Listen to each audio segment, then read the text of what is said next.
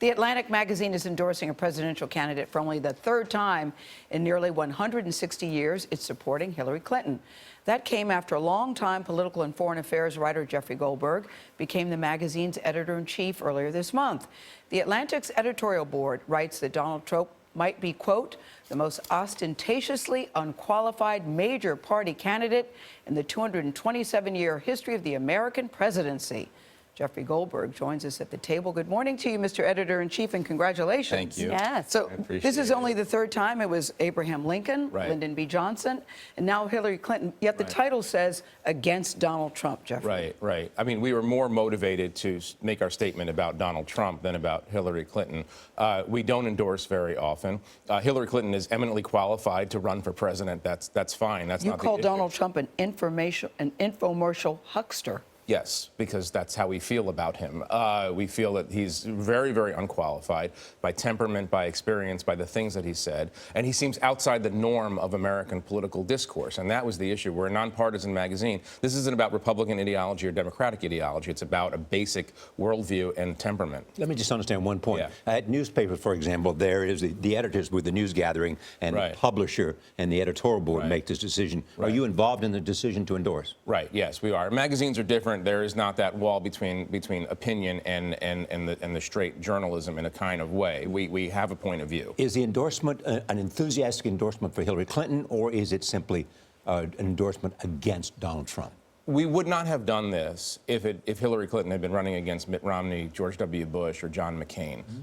Hillary's perfectly qualified, but so were they. We didn't want to get into the ideological differences between Republicans and Democrats. Our judgment was that Donald Trump, in some ways, is not a Republican. I mean, he's outside the norm of Republican thought. I want to talk about the next challenges that the President of the United States will face, including contending with ongoing military operations in Iraq and Syria. The Defense Secretary Ash Carter has called the Mosul campaign a decisive moment in defeating the Islamic State. What's next for the next president?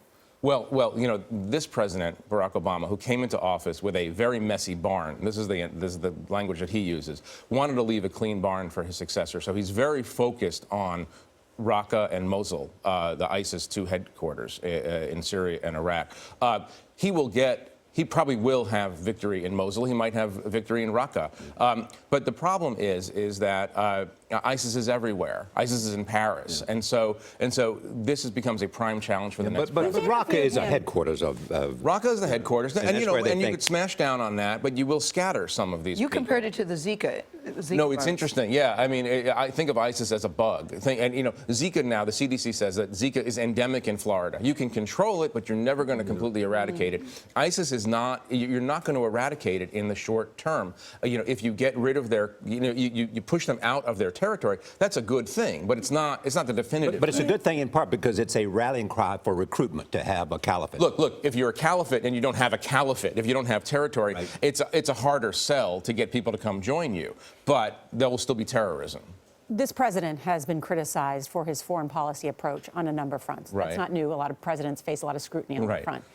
In particular, though, you've interviewed him, and he's clearly irritated that foreign policy orthodoxy compels him to treat Saudi Arabia, for instance, as an ally. How has he changed the map and the dynamic of who our allies are and how he treats traditional allies? Well, he's questioned some of the underlying assumptions of foreign policy, but he's actually quite traditional. He's still an ally of Saudi Arabia. He doesn't like it, and he signals that in some ways. The Saudis feel it, but we're still allied with them. There's still too much to do with them together. And he runs over there to reassure him at every chance he gets. Well, he has to, because first, you know, there's a weird passive-aggressive relationship between these two countries now. You know, where they say something hostile and then they apologize. We say something hostile, then we apologize. We're stuck together on a bunch of issues for a while. And he's urging them to get along with Iran. He's urging them to get along with Iran, which is not the easiest thing to urge the Saudis to do. Let's put it mildly. It's not something that they're interested in doing. And they're waiting for a President Clinton, I think, to stop making that request. Lots to talk about. We hope you'll come back after November 8th to discuss the editor-in-chief. Do we call you editor-in-chief now, or just Jeff? Just